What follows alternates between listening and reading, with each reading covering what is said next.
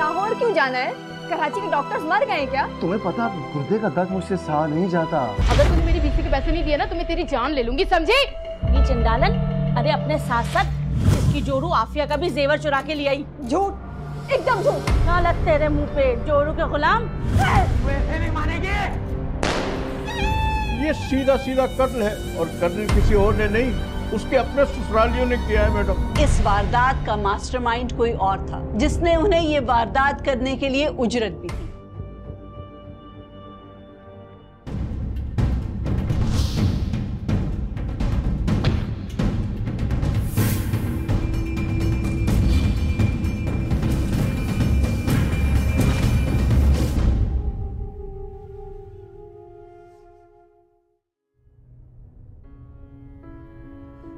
उफ़ो, क़यामत की गर्मी में भी लाइट बंद कर देते हैं। आ गए आप? बड़ी देर कर दिया जाने में आपने। हाँ, एक ऑफिस रिपोर्ट फाइल करनी थी। अच्छा सुनो, तुम मेरा सामान पैक कर देना, मुझे लाहौर जाना होगा। वहाँ किडनी के एक सीनियर डॉक्टर हैं, डॉक्टर अहमद, उनसे मैंने 4 दिन बाद की अपॉइंटमेंट ली हुई है। लाहौर क्यों जाना है? कराची के डॉक्टर्स मर गए क्या? और वो ऑपरेशन के बाद आपका ख्याल कौन रखेगा? यहाँ कम से कम मैं हूँ, अब्बू और भाई तो हैं। अरे ऑपरेशन नहीं है, ऑपरेशन नहीं है, तिब्बी मुआयने के लिए जा रहा हूँ। तुम्हें पता, गुर्दे का दर्द मुझसे सहा नहीं जाता। वैसे जिस डॉक्टर से मैं इलाज करवा रहा हूँ ना, उसी ने मशवरा दिया है कि वहाँ जाओ। और सुनो, आजकल डकैतियाँ बहुत बढ़ रही हैं। घर पूरे तरीके से बंद रखना, लॉक रखना, खोलना मत। और हाँ, अगर तुम कहो तो सेविंग और जेवरात अम्मी के पास रखवा दो। खबरदार, उनका नाम भी मत लेना तुम। उनके पास रखवाने से अच्छा है कि अपना जेवर गरीबों में बांट दूं मैं। कोई इमरजेंसी होगी ना, अब्बू और भाई को बुला लूंगी। मैं अपना ख्याल अच्छे से रख सकती हूँ। अरे थका आ रहा हूँ और तुमने फिर लड़ना शुरू कर दिया और मेरी अम्मा को बुरा भला कहना शुरू कर दिया। जाओ, एक कप चाय बना कर लाओ मेरे।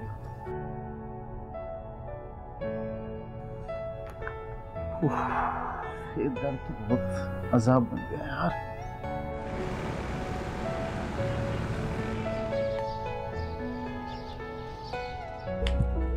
मेरी बीसी कब दोगी तुम? बहुत दिन हो गए हैं, मुझे पैसे चाहिए। कमेटी के पैसे? मैंने तुम्हें बताया तो था, वो सना, मलिया, फायजा तीनों ने महीने के पैसे नहीं दिए। बस ये झूठ बोलना बंद कर दे। उन तीनों से मिलकर आ रही हूँ मैं और उन तीनों का कहना है कि उन्होंने पैसे तुझे पहुंचा दिए हैं। मुझे ऐसा क्यों लग रहा है कि तू लालच कर रही है मेरे पैसों पर? देख, शराफत से ना मेरे पैसे मुझे दे दे। तू जानती है ना, मेरा मियाँ रिटायर्ड पुलिस वाला है। तेरे हलक से भी ना हाथ डाल के पैसे निकाल लेगा, समझे तू? कब देगी पैसे? क्या रिटायर्ड? अरे सारा जमाना जानता है, तेरा शौहर पुलिस से निकाला गया था, डकैतों के साथ मिलकर डकैतियां डालता था। और हाँ, मैंने ही रोकी तेरी कमेटी। अच्छा? क्योंकि कमेटी के पैसे तो 3 महीने से दे नहीं रही है। क्या क्या थक गई मैं। हाँ। 3 महीने से नहीं भरे तो 13 बीसियां तो भरी है ना मैंने तेरी। मुझे पैसे चाहिए तुझे, मैं बता रही हूँ। हाँ तो 3 महीने के पैसे नहीं भरे ना तुमने, तो मुझे पता है अपना हिस्सा लेके तुम तो निकल जाओगी। इसीलिए मैंने फैसला किया है कि ओ हेलो नौटंकी, क्या फैसला किया है? बोल ना, क्या फैसला किया तूने? यही कि ये 3 और बाकी के 5 पूरे 8 महीने के पैसे कट कर के ही तुम्हें कमेटी के पैसे दूंगी, बस। या अल्लाह, क्यों किसी के पैसे तू बर्बाद कर रही है? देख, शराफत से मेरे पैसे दे दे। तू क्यों मेरे हाथों से जाया होना चाहती है? जाओ जाओ, जो करना कर लो, मैं डरती किसी से नहीं हूँ। हाँ, अगर तूने मेरी बीसी के पैसे नहीं दिए ना तो मैं तेरी जान ले लूंगी, समझी? कल फिर आऊंगी और पैसे नहीं मिले ना तो देखो मैं तेरा हाल क्या करूंगी। अभी सिर्फ बोल रही हूँ। तो जाओ जाओ जाओ, डरती नहीं हूँ मैं किसी से। हाँ, आ जाती है घर में गुंडागिरी करने। डर खौफ मुझे किसी का नहीं है वैसे।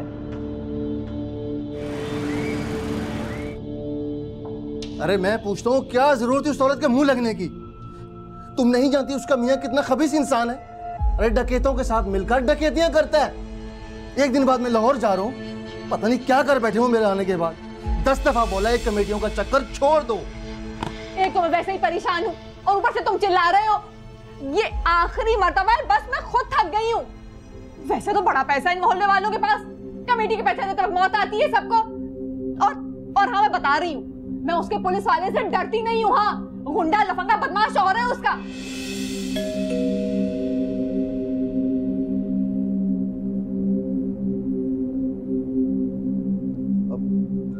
अम्मी और उमैर आए।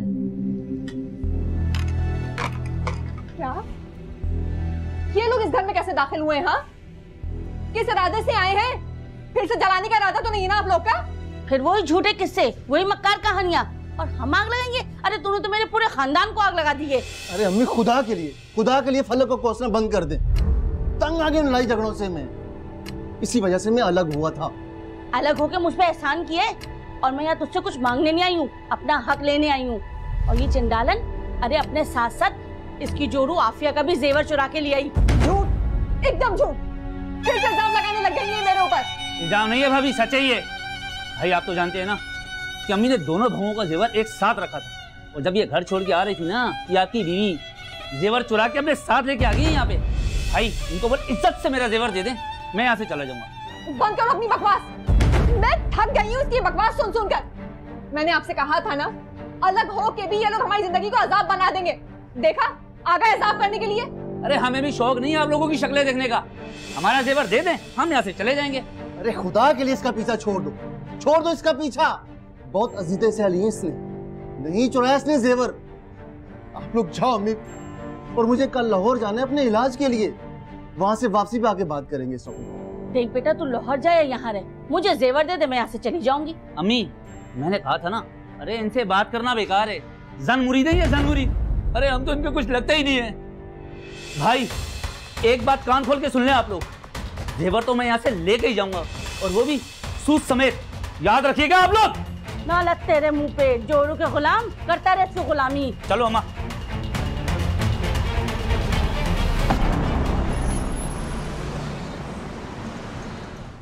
चल इधर देख, बता तूने पैसे कहाँ छुपा के रखे? वो मेरे पास कोई पैसे नहीं है। अरे तू ऐसे नहीं मानेगी, बताओ पैसे कहाँ हैं?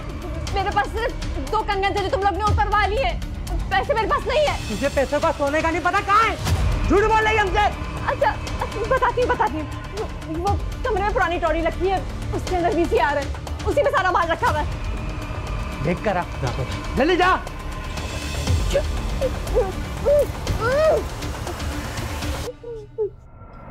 भाई मिल गया जेवर, रकम भी सी में। पूरे है ना? पूरे है भाई। चल चल चुप। तू ऐसे नहीं मानेगी, तू ऐसे नहीं मानेगी।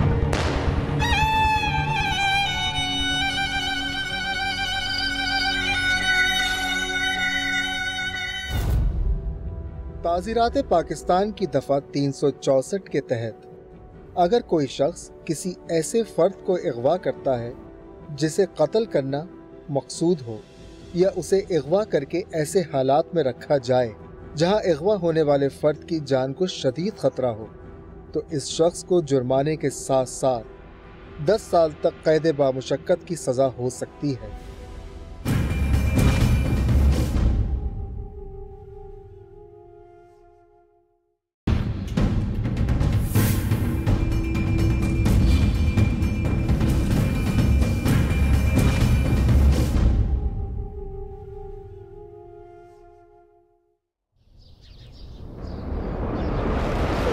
अगर मेरी बच्ची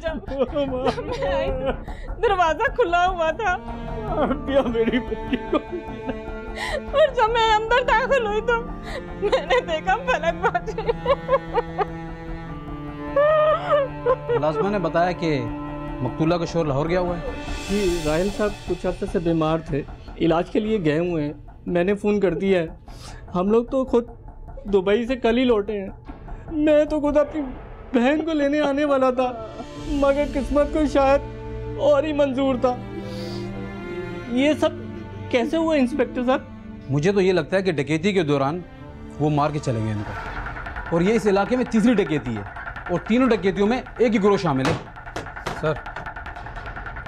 सर मैंने मोहल्ले वालों से इन्वेस्टिगेशन की है, लेकिन मोहल्ले वालों के मुताबिक इस घर की तरफ आते हुए किसी को भी नहीं देखा गया। लाश को पोस्टमार्टम के लिए भेज दो और तमाम शवाहिद इकट्ठे करो, और फिंगरप्रिंट्स कोई ज़ाया नहीं होना चाहिए, ठीक है?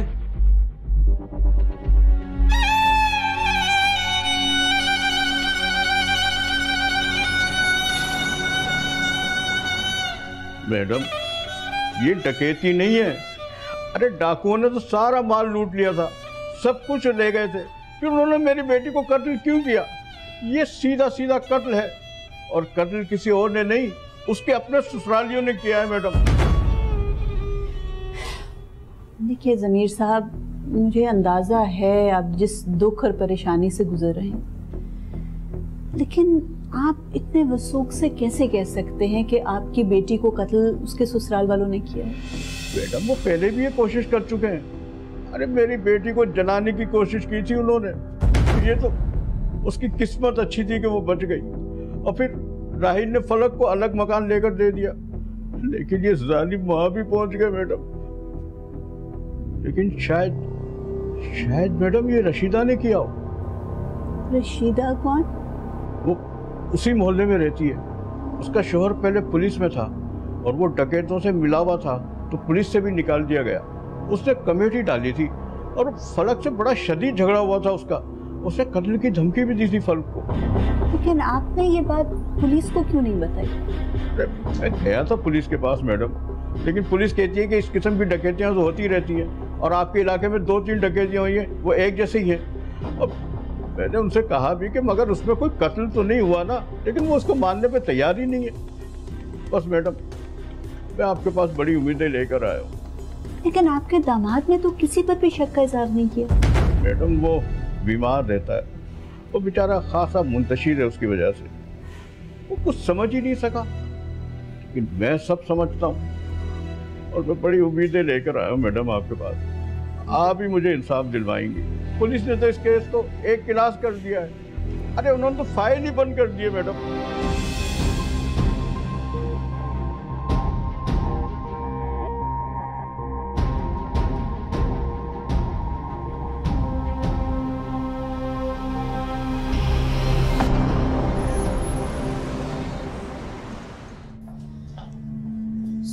सर आपने मुझे याद किया।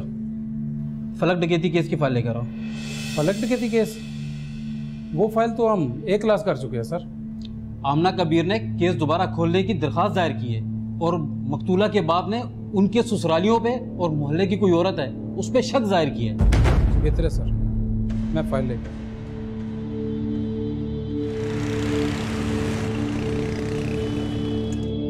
क्या कहा? केस रीओपन हो गया, गिरफ्तारियां भी होंगी? अच्छा वाकई? अच्छा ठीक।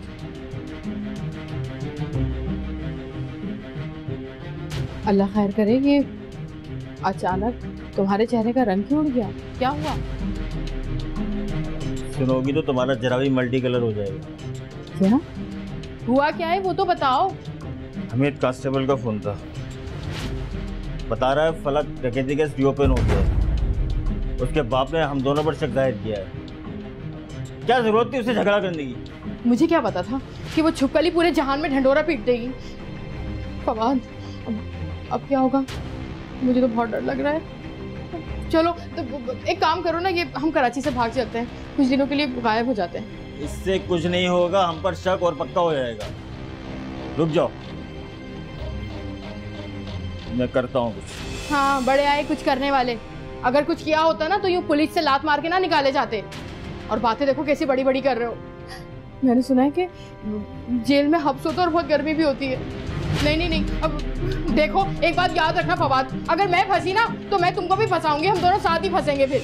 अरे मैंने कहा ना मैं कुछ कर रहा हूँ, सोचने तो दो मुझे कुछ। साए बड़े सोचने वाले, अब भी सोचोगे? इतना कुछ हो गया। अच्छा वो अपनी सोने की चैन मुझे दो। किस खुशी में? अरे यार, हमीद कांस्टेबल का मुंह भी तो बंद करना होगा, सारी मुखबरियां वही कर रहा है। अल्लाह उसका सोना गरक करेगा। सोने की चैन?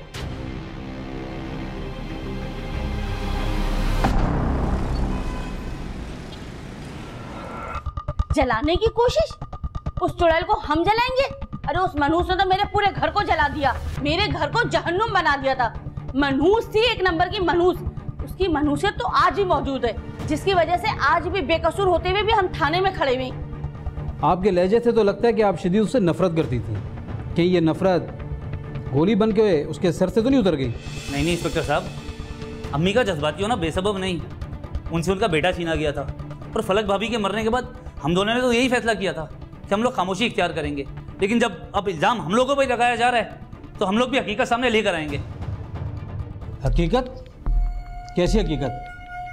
देखो, जो भी बात है ना, मुझसे सच सच बोलना, वरना मुझसे बुरा कोई नहीं होगा। डॉक्टर साहब, भाभी बदतमीजी नहीं, बद किरदार भी थी। उनके अफेयर चल रहे थे। और आग कैसे लगी थी मैं आपको बताता हूँ। हेलो, हाँ तुम कैसे हो?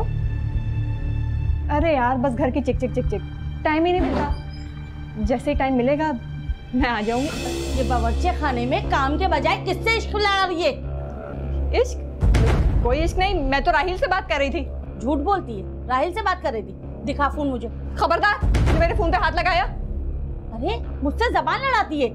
तू किससे बातें कर रही थी? मुझे फोन दिखा दे।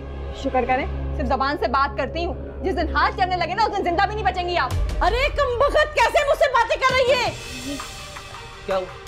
ये क्या? तुम मेरी अम्मा को जलाना चाहती हो? अरे मैं जलाना चाहती हूँ? तुम लोग मुझे जलाने की प्लानिंग कर रहे थे ना? अब देखना, मैं पुलिस के हवाले करूंगी तुम लोगों को। क्या हुआ अम्मा, क्या कर रही थी ये? यहाँ पे 10 लड़कों से बातें कर रही थी। रंगे हाथों मैंने इसे पकड़ा है। मिला तू राहिल को फोन। अभी तुम्हें शर्म आनी चाहिए, तुम इस तरह की हरकतें करती हो। अरे जलाने की कहानी भी उसने अपने किरदार पे पर्दा डालने की नहीं कटी थी। अरे मेरा मासूम बेटा उसकी बातों में आ गया। किरदार की तो बुरी थी, वो एक नंबर की चोर भी थी। मेरी छोटी बहू आफिया उसके सारे जेवर चुरा के ले गई। इंस्पेक्टर साहब, मुझे इस कत्ल और डकैती के पीछे उनके किसी अफेयर का हाथ लगता है। जरूर उन्होंने किसी अपनी आशना से मिलके ये डकैती का प्रोग्राम बनाया होगा और फिर लालच में अपनी जान गंवा बैठी। 15 फरवरी की रात जब ये कत्ल हुआ, उस टाइम तुम दोनों कहाँ थे? 15 फरवरी हम लोग घर पे थे। मेरे बेटे की सालगिरह थी, हमने तस्वीरें भी बनाई थी ना। वो हाँ इंस्पेक्टर साहब, मैं आफिया से जाके ना तस्वीरें लेके आता हूँ। आपको जाने की ज़रूरत नहीं है, कैमरा मंगवा लेंगे। तारिक,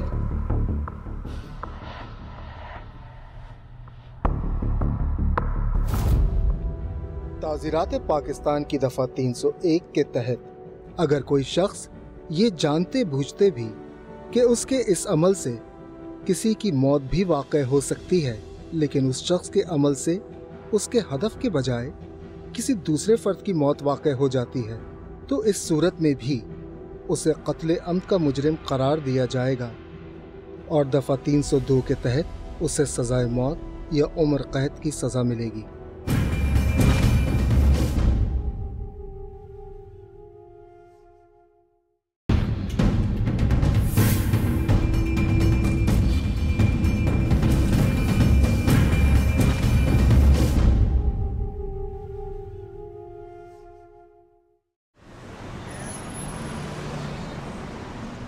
मैडम, मुल्ज़िमान को बेल तो मिल गई, लेकिन वो अब भी शक के दायरे में है। मैंने थोड़ी जांच पड़ताल की तो पता चला साइमा बीबी वाकई फलक के साथ बहुत ख़राब रवैया रखती थी। यहाँ तक कि दूसरी बहू की ज़िंदगी भी अजीरन कर रखी थी। मोहल्ले वालों ने ये तक कहा कि वाकई उमैर अपनी बीवी पर तशद्दुद करता था। ठीक कह रहे हो तुम। वैसे ये जो सालगिरह की तस्वीरें हैं, इसमें तो साफ टाइम और डेट देखा जा सकता है। 15 फरवरी रात 10 बजे ये तस्वीरें खींची गई हैं। वही टाइम ऑफ डेथ है फलक का, और उस वक्त तो ये दोनों मुल्ज़िमान घर पे मौजूद थे। इन फोटोग्राफ से तो डिफेंस के वकील के दलाइल मजबूत हो गए। मैडम, हो सकता है कि इन्होंने कराए के कातिलों की मदद ली हो। अच्छा, हम अदालत से इन तस्वीरों की फॉरेंसिक जांच की रिक्वेस्ट भी कर सकते हैं। मुझे नहीं लगता इन तस्वीरों की फॉरेंसिक करवा के कोई फ़ायदा होगा, क्योंकि इन तस्वीर में कोई शक व शुबे की गुंजाइश नहीं। उसके बरक्स पुलिस ने फवाद और उसकी बीवी के खिलाफ कोई भी तफ्तीश नहीं की। मुझे तो लग रहा है कि जानबूझ के पुलिस अपने पेटीबंद भाई फवाद को बचाने के लिए इन मुल्ज़िमान पर शक डाल रही है। हो सकता है, अब तो अदालत ने भी उनकी गिरफ्तारी की हिदायत कर दी। उनको अरेस्ट करने के लिए वारंट तो जारी किए हैं, लेकिन पुलिस ने इस कदर डिलेइंग टैक्टिक्स इस्तेमाल किए हैं कि मुझे डर है अभी तक शवाहिद ज़ाया करने का काफ़ी टाइम मिल चुका है। और मुझे तो डर है कि ये फवाद और उसकी बीवी कहीं गायब ही ना हो जाए फिर से।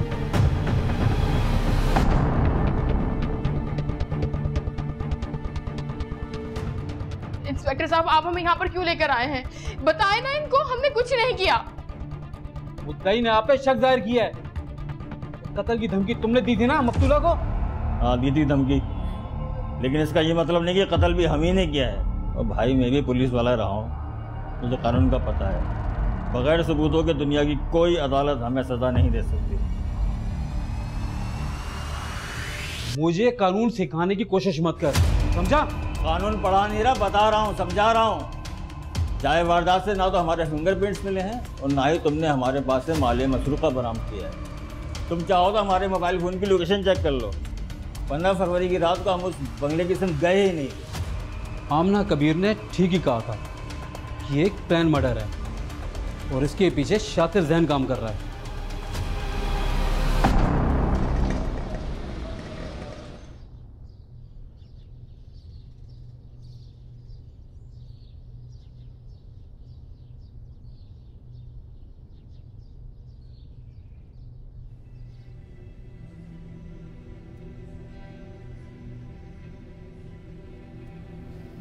क्या फ़ायदा हुआ आमना कबीर के पास जाने का?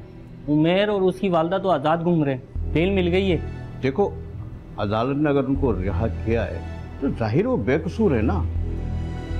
आप तो ये बात कहेंगे, खूनी रिश्ता जो है सके लगते हैं वो आपके। तो बहुत ही नामाकूल आदमी हो। एक तो सच्ची बात करो ना तो बुरा मान जाते हैं, फिर कहते हैं नामाकूल हो।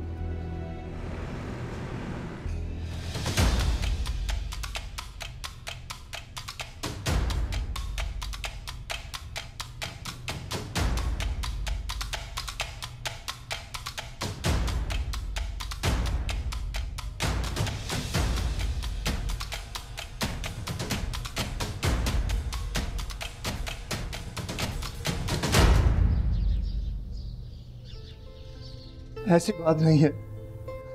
मुझे खुद दुख है कि मैं लाहौर गया ही क्यों था। मैं भी आप लोगों की तरह चाहता हूं कि मुलजिम अपने कैफे किरदार तक पहुंचे। अरे हमारे चाहने से क्या होगा? आप दोनों देखना, फवाद और उसकी बेगम यूं चुटकी बजाते ही रिहा हो जाएंगे। यहाँ सिर्फ रिश्वत चलती है, रिश्वत। अगर हम लोगों को भी इंसाफ चाहिए ना तो हमें भी रिश्वत खिलानी होगी, उसके बगैर इंसाफ नहीं मिलता। नहीं नहीं, मुझे कानून पर यकीन है। और फिर आमना कबीर ने खुद मुझसे वादा किया है, मुझे इंसाफ मिलेगा, जरूर मिलेगा। आपको समझाना फजूल है। मैं भी देखता हूँ कब मिलता है आपको इंसाफ बगैर रिश्वत के। बातें कर लो।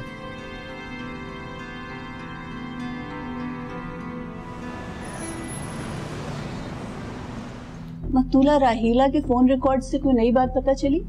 उसके देवर ने जिस पर इल्जाम लगाया था कि मकतूला फलक का किसी से अफेयर चल रहा था। जी मैडम, फलक के रिकॉर्ड्स को मैंने बारीक बीनी से जायजा लिया, लेकिन कोई खास बात सामने नहीं। इसका मतलब है कि उसके देवर ने झूठा इल्जाम लगाया था।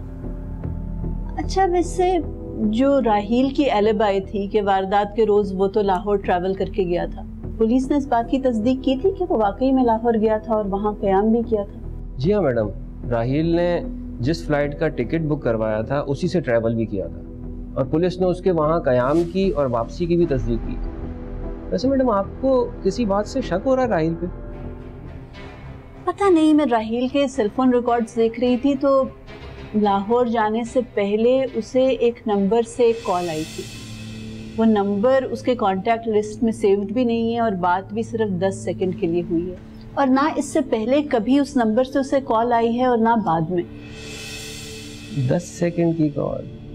मैडम, ये तो मुमकिन है कि कोई रॉन्ग नंबर भी हो सकता है। हाँ, पॉसिबिलिटी है कि ये रॉन्ग नंबर हो, लेकिन क्योंकि ये वारदात वाले रोज राहील की रवानगी से पहले आई थी कॉल, इसलिए कुछ खटक रही है। तुम जरा मालूम करो कि ये नंबर किसका है। और दूसरा एक और काम भी तो दिया था मैंने आपको, मकतूला के देवर की बैंक अकाउंट डिटेल्स निकलवानी थी, उसका क्या बना? अगर कोई शख्स किसी को कत्ल करने या जरर पहुंचाने की नियत के बगैर उसकी मौत का बाइस बनता है तो उसका ये फेल कत्ल खता में शुमार होगा और ऐसा शख्स दियत का पाबंद होगा। अलबत्ता पाकिस्तान पीनल कोड की दफा 319 के तहत उसे कैद की सजा भी दी जा सकती है, जिसकी मुद्दत 5 साल तक हो सकती है।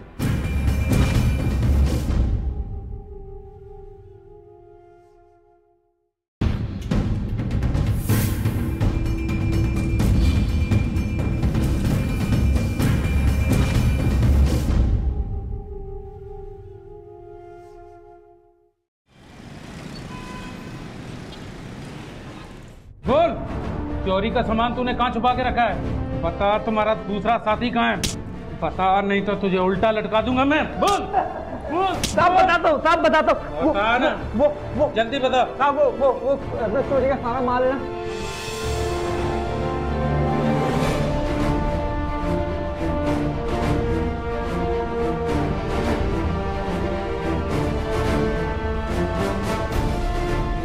मुझे छोड़ दो साहब। बशीरा को तो हम पकड़ ही लेंगे और सारा माल भी हम बरामद कर ही लेंगे। तूने राहील को कॉल क्यों की और किसके कहने पे फलक को कत्ल किया तूने? बोल साहब, मैं राहील को नहीं जानता। बोल ना, बोल। नहीं जानता, मैं नहीं जानता राहील को साहब। ना, सच बता, जल्दी कर।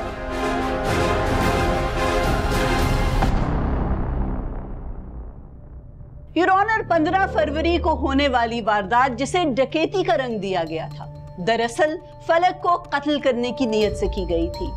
जिन मुल्जिमान ने यह वारदात की वो दोनों इस वक्त कचहरे में खड़े हैं। ये तो वही है जिन्होंने सामान दिया था मुझे। ऑर्डर ऑर्डर, आप बैठ जाइए।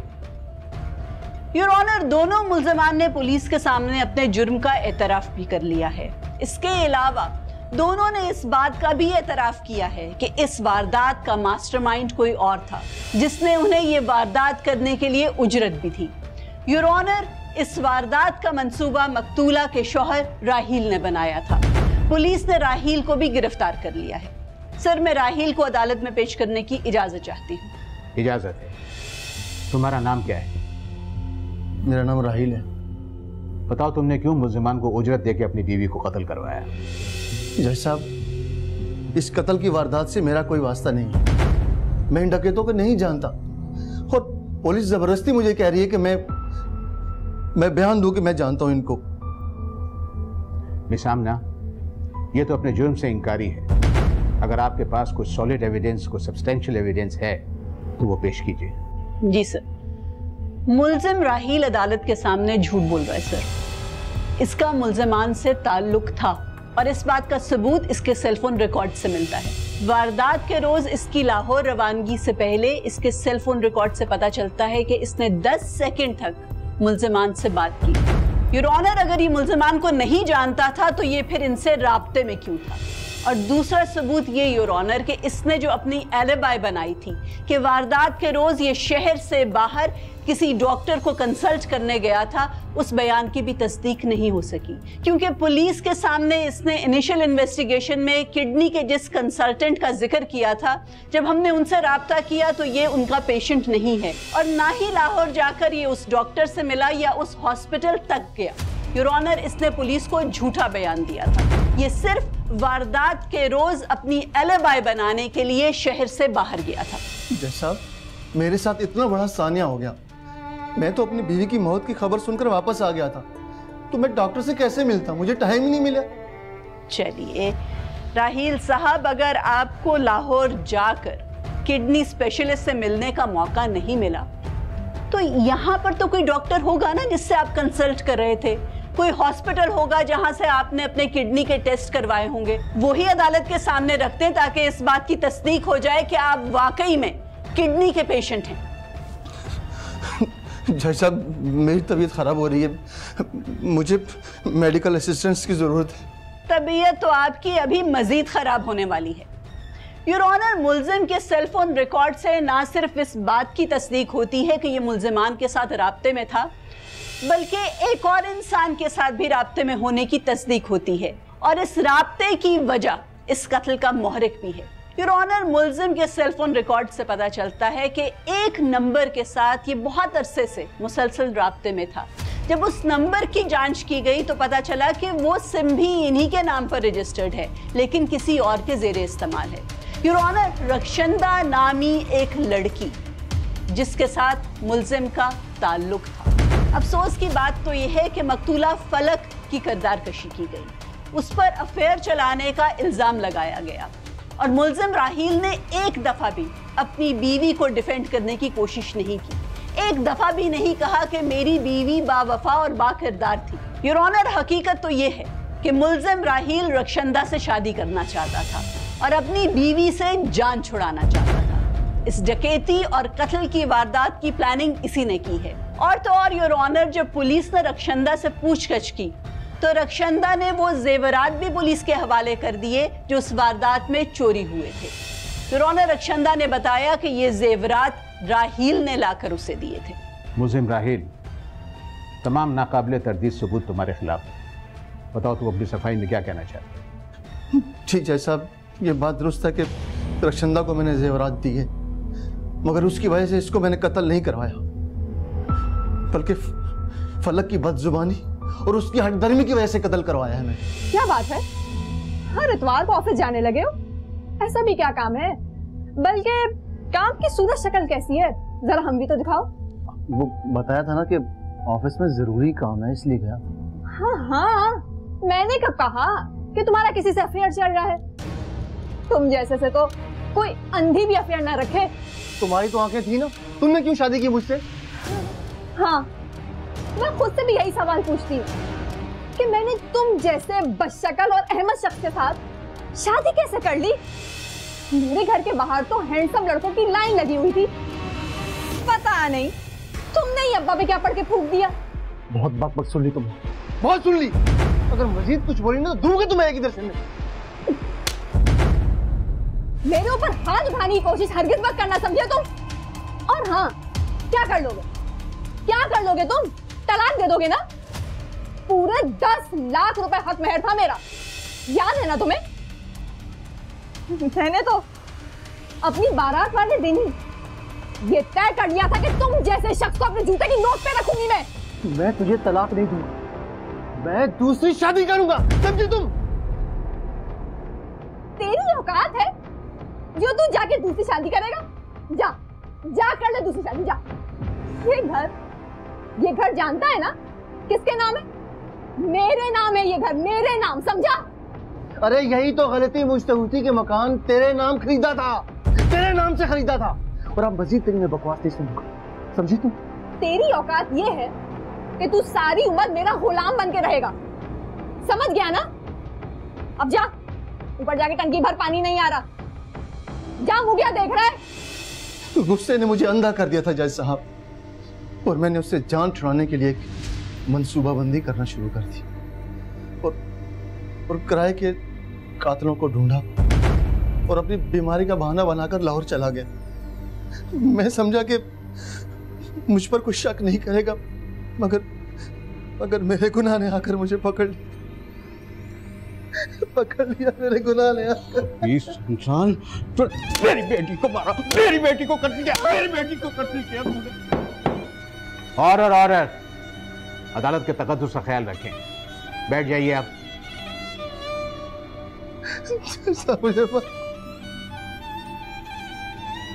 मुझे माफ कर दे। तमाम तर हालात और वाकयात, पेश किए गए शवाहिद और मुलजिम राहील के इतराफी जुर्म के बाद यह अदालत इस नतीजे पर पहुंची है कि मुलजिम राहील ने एक सोचे समझे मंसूबे के तहत अपनी बीवी फलक का कत्ल करवाया। लिहाजा यह अदालत ताज़ीरात पाकिस्तान की दफ़ा 302/34 के तहत मुलजिम राहील और उसके दीगर साथी शकील और शर्जील को सजाए मौत का हुक्म सुनाती है।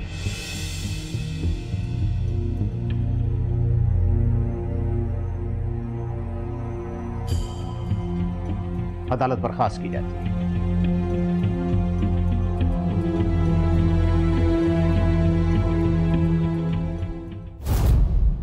अगर आप भी कोर्ट नंबर 5 में कोई केस पेश करना चाहते हैं तो हमें ईमेल करें court5@sama.tv।